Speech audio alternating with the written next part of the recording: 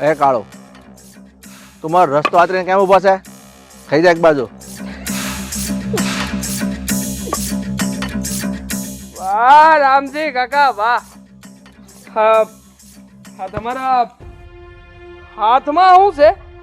હા આ હોનલ ના હક પરની કંકોત્રી લાગે છે, બરાબર ને? હા, આ મારી દીકરી હોનલના હક પરની કંકોત્રી છે. આખા ગામમાં બેસી દીધી છે. આ એક શેરડી આ કાનજીભાઈની વધી છે, દેવા જાવ છું. બોલ, તારે કઈ વાંધો છે? અરે વાંધો તો હોય જ ને. મેં તમને 1000 વખત કીધું છે કે આ ગામમાં જો હોનલની જાન આવશે ને એનો વરા જો આ ગામના વાઘજી મુખીનો દીકરો કાળુ જ છે, અને એના સિવાય જો બીજો કોઈ આવશે ને તો એને હળગાવીને ગામની બહાર ફેંકી દે. હે હાથ પણ કરાવવું છે તારે? કાળિયા, હારા નાલાયક, તે મારી દીકરી હોનલના હક પરની કંકોત્રી ફાડી નાખી. હા, કંકોત્રી ફાડી નાખી. અને હા તો તમે મને લાફો માર્યો છે, બાકી તમારી જગ્યાએ જો કોઈ બીજો હોત ને તો આનું કાળજું ચીરીને કાળજું બહાર કાઢીને કોરે કોરું કાળજું ખાઈ જાત એનું. પણ હા તમે મારા હારા છો ને એટલે જવા દઉં છું. યો ટાણે રામ રામ. પણ મેં કીધું છે ને એ વાતને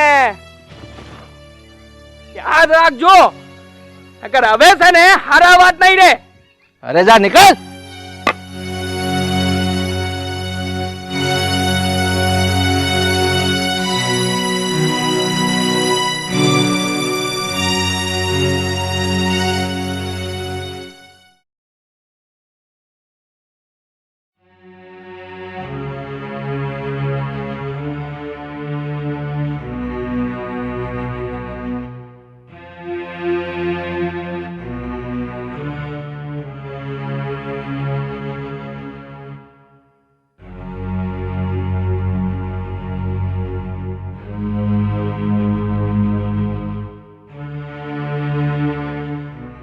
અરે આવો આવો રામજીભાઈ, આજ કાં આ બાજુ આવવાનું થયું તમારે?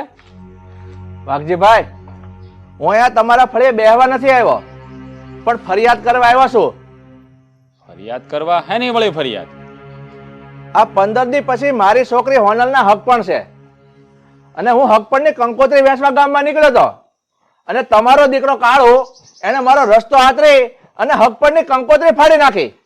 અને એટલું જ નહીં, પાછો મને ધમકી આપે છે કે તમારી દીકરી હોનલની જાન આવશે ને તો આ કાળુની જ આવશે. એટલે આ શું છે બધું? હા, તે એમાં મારા દીકરાએ ખોટું શું કર્યું છે? હા, મારે તમારી પાસે 5 લાખ રૂપિયા લેવાના છે. જ્યાં લગી તમે મારા રૂપિયા નહીં આપો ને ત્યાં સુધી તમારી છોડીના લગ્ન નહીં થાય. અને રામજીભાઈ એક વાત કહું, આ મારો દીકરો શું ખોટો છે? હા, એને જ પરણાવી ગયો ને તમારી દીકરી, એટલે વાત પતે. મુખી, આ તમે કેવી વાત કરો છો? એનું ભાન છે તમને? હે, મને તો એ સમજ નથી પડતી કે તમને ગામના મુખી કોણે બનાવ્યા? રાધાબેન, જરા મોઢું સંભાળીને બોલજો. તમે આ ગામના મુખી હારે વાત કરી રહ્યા છો? ના ના ના ના, હું ગામના મુખી સામે નહીં પણ અન્યાય સામે બોલી રહી છું. અરે તમે તો ગામના મુખી કહેવાઓ, તમે તો આ ગામનું નાક કહેવાઓ, અને આ પ્રજાની રક્ષા કરવી ને એ તો તમારી ફરજ છે. અરે બેન દીકરીની ઉપર કોઈ ઊંચી નજર કરીને જોવે ને તો એની આંખ કાઢી લેવી ને એ તમારી ફરજ છે. પણ ના, તમે તો સામે ચાલીને આવા બધા ધંધા કરો છો. કઈ રીતે મુખીનું પદ તમને આપવું? હે, હું કોઈ અન્યાય નથી કરી રહ્યો. હા, હું તો આ વ્યવહારિક જ વાત કરી રહ્યો છું. હા, મારા રૂપિયા આપી દો ને પછી તમારી દીકરીના ધામે ધૂમે લગ્ન કરજો. હું ક્યાં ના પાડું છું? હે મુખી, આમાં તમારી ભૂલ થાય છે. તમારે મારી પાસે જે પૈસા લેવાના છે ને એમાંથી દર વર્ષે મારી ઉપજ પાકે ને એમાંથી અડધો અડધ તમે લઈ જાવ છો, અને સતાય મારું કરજ તો ઉતરતું જ નથી. એટલે મુખી, મારા હિસાબ પ્રમાણે હું જોઉં ને તો કદાચ 50,000 રૂપિયા દેવાના બાકી નીકળતા હશે, એથી વધારે નહીં. હું કીધું રામજીભાઈ તમે? કે તમે દર વર્ષે ઉપજમાંથી મને જે આપો છો એમાંથી ઘરે ઓછું નથી થતું એમ. હા, દર વર્ષે ઉપજમાંથી તમે જે પણ આપો છો ને એ તો ખાલી વ્યાજમાં જાય છે. મારે તમારી પાસેથી પૂરા 5 લાખ લેવાના છે, 5 લાખ. અને છે ને આપણે કોકનું દેણું બાકી હોય ને ભાઈ, તો આવા છે ને આમ રાજાની જેમ ફરાય નહીં. પછેડી હોય ને એટલી હોડ કરાય. મને મારા પૈસા આપી દો, પછી તમારે જે કરવું એ કરજો, મને કાંઈ વાંધો નથી ભાઈ. મુખી બાપા, તમારું દેણું ઓણ તો અમે ચૂકવી શકીએ એમ નથી, એટલે પોર હંધોય હિસાબ કરીને જે થતું હોય છે એ ચૂકવી દેવું. તો મારી વાત કાન ખોલીને સાંભળી લ્યો, તો હું તમારી દીકરીના લગ્ન નહીં થવા દઉં. જ્યાં સુધી મારા પૈસા નહીં મળે ને ત્યાં સુધી તમારે ઘરે કોઈ પ્રસંગ નહીં થાય. પણ હા, આમાં 2 રસ્તા છે તમારી પાસે. કાં મને મારા પૈસા ચૂકવી દો, અને બીજો સરળ રસ્તો, હા, તમારી દીકરીના લગ્ન મારા દીકરા હારે કરાવી દો, એટલે વાત ખતમ, તમારે પૈસા ચૂકવવા જ નહીં.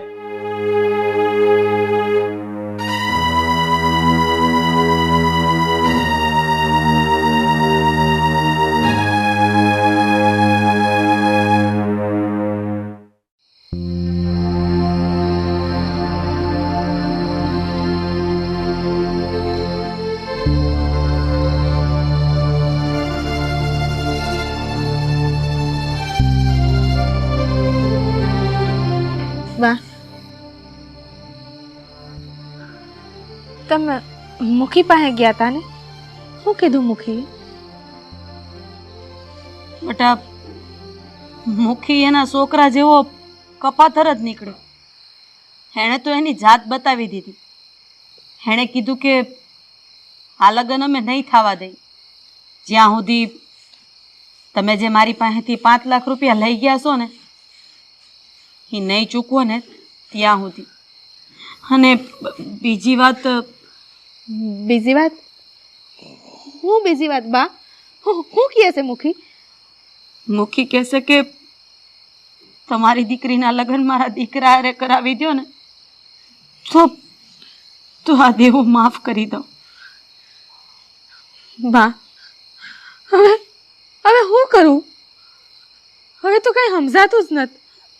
અરે હું એ જ મૂંઝવણમાં છું બટા. કાંઈ સમજ નથી પડતી કે હવે હું કરું. હા, તારા લગ્ન લેવાઈ ગયા છે ને તારા હક પણ નહીં ઘણો સમય થઈ ગયો છે. આપણે 1-2 વખત તો લગ્નની વાતને ઠેલાવી. હવે લગ્નની વાતને ઠેલાવશું ને તો વેવાયા હક પણ તોડી નાખશે. બા, હવે તો આનો એક જ રસ્તો દેખાય છે મને. કયો રસ્તો? કેવો રસ્તો? બા, બળિયા હામે બંદૂક અને લોટકા હામે લાકડી. કોણ ઉપાડશે આ કપાતરની સામે બંદૂક અને કોણ ઉપાડશે આ હરામી સામે લાકડી? રાજપરાની રતન. રતન? હા બા, રતન.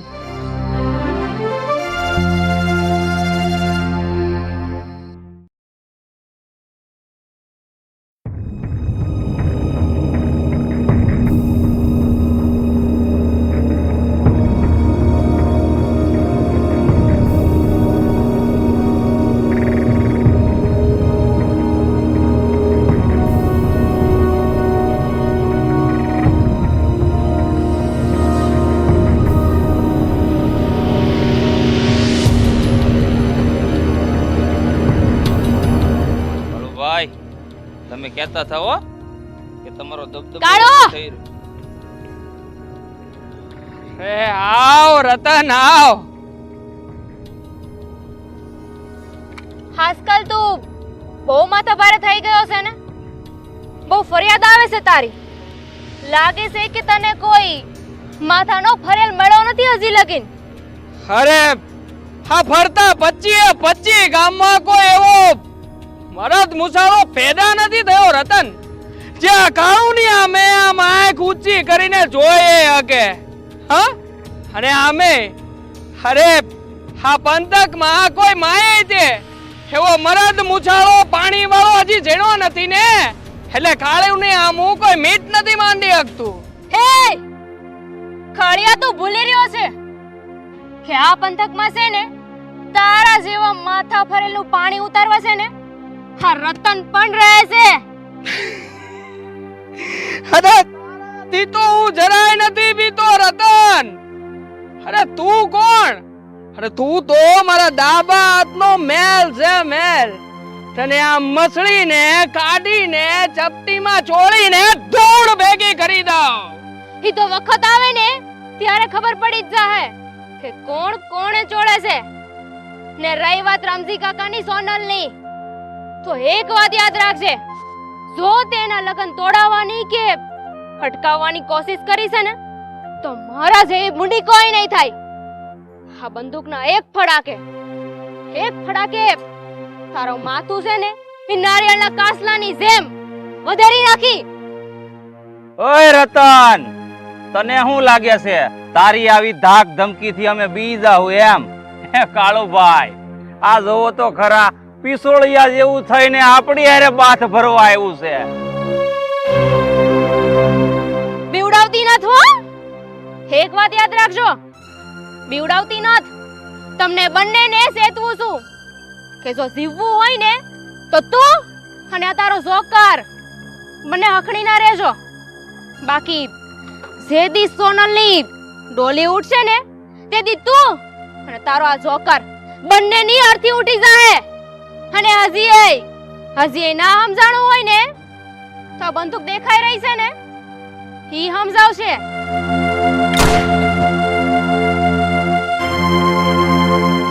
કાળુભાઈ, હા રતનને છે ને તમે જેવી તેવી ન સમજતા હો.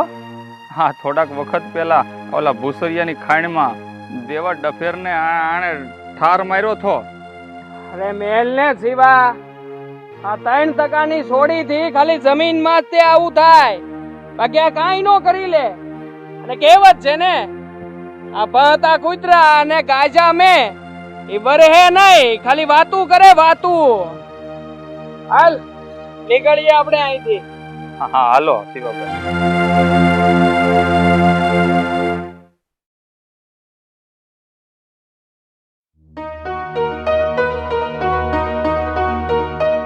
કાળો, બોલો બાપુ. ઓલા પાગલાના પૈસા આવી જાય કે જે બાકી છે? ના, હજી વાયદો આપ્યો છે.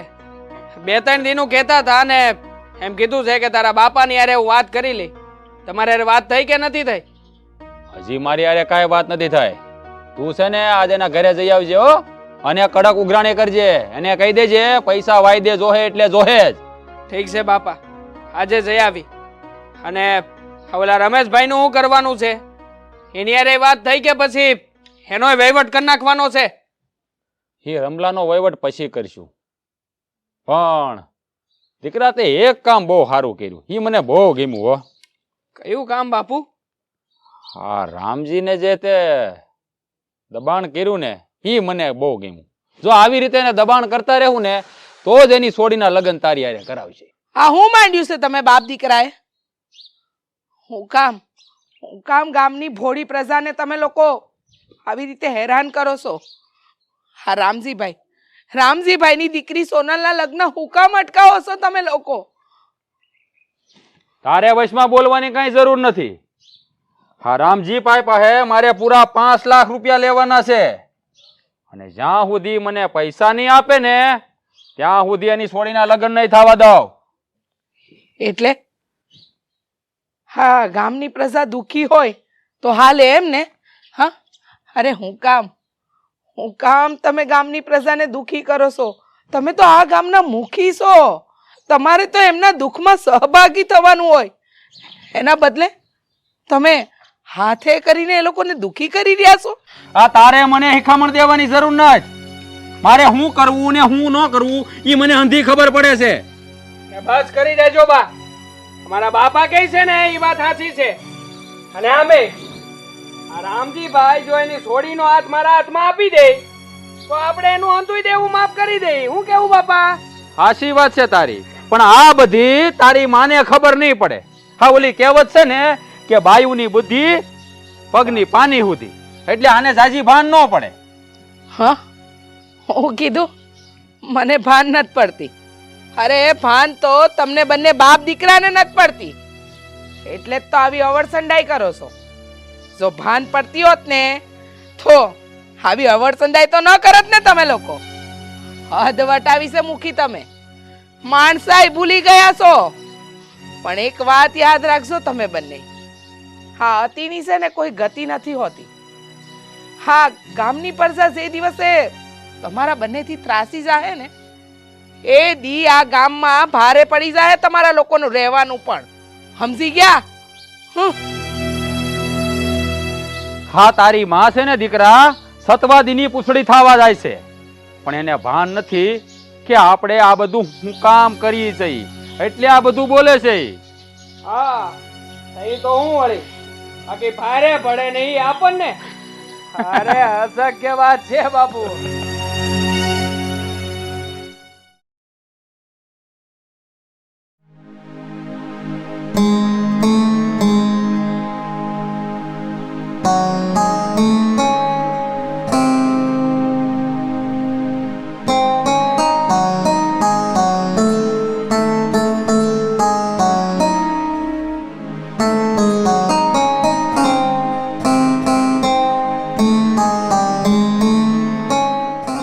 દેવા, શું કામ હતું? તે હું કામ મને બોલાવી? સોનલ,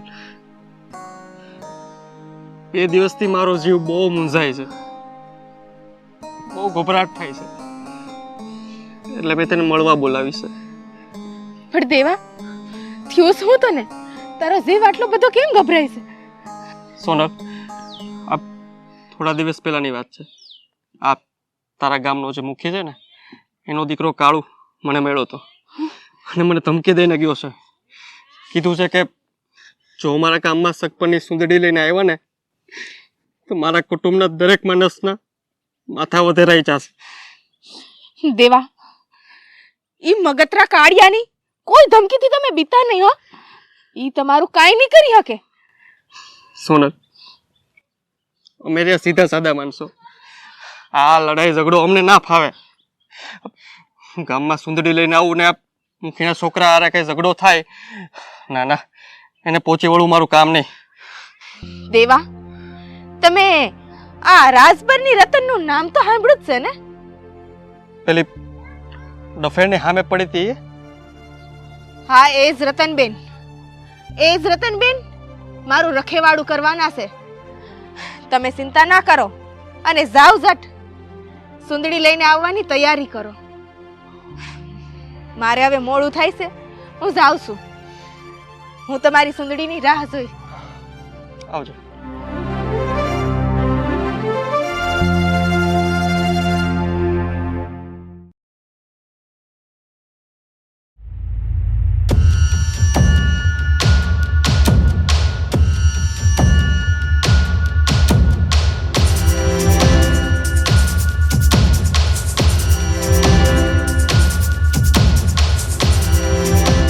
દીકરા આ કોણ છે? અરે આને તો સુનડી લાવવાની ના પાડી હતી તો એલો આવે છે. લાય ના પાડી હતી ને તને. અમારા ગામમાં અકબરની ચૂંટણી લઈને નો આવતો તો હું કામ આવ્યો છે અમારા ગામમાં? કોણ છો ભાઈ તમે? કોણ છું? અરે કાળું નામ છે મારું, કાળું.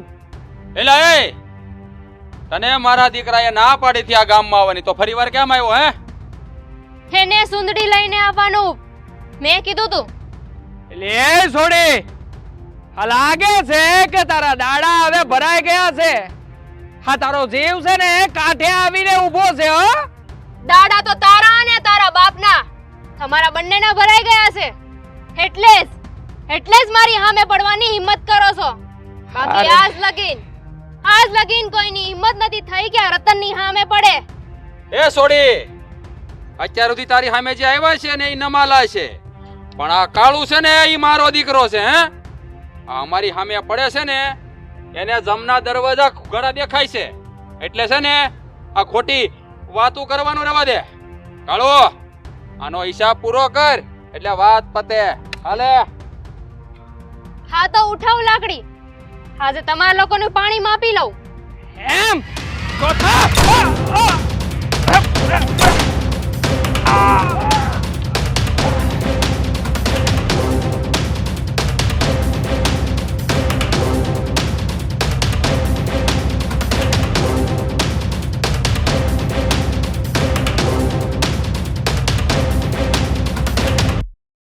રતન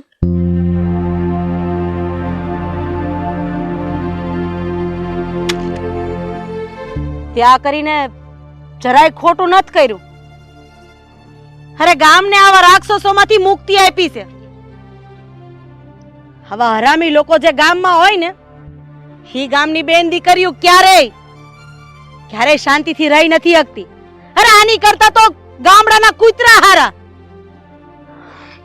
કાકી હવે તમે ઉપાધિ મૂકી દ્યો, કારણ કે હવે આ મુખી અને એનો દીકરો કાળુ હવે ક્યારે તમારા રસ્તા વસે નહીં આવે. તમે સોનલના લગ્ન ધામધૂમથી કરાવો. હાસુ કહું તો બટા, અત્યારે સમાજમાં તારી જેવી દીકરીઓની જરૂર છે, પણ ક્યાંક કોક દીકરીના પગમાં પોતાના સમાજની માન મર્યાદા તો ક્યાંક પરંપરાની બેડી બાંધી રાખે છે. પણ ખરેખર હવે જાગવાનો સમય આવી ગયો છે. આવા નરાધમોની તો આવી જ હાલત થવી જોઈએ. હાલ બેટા.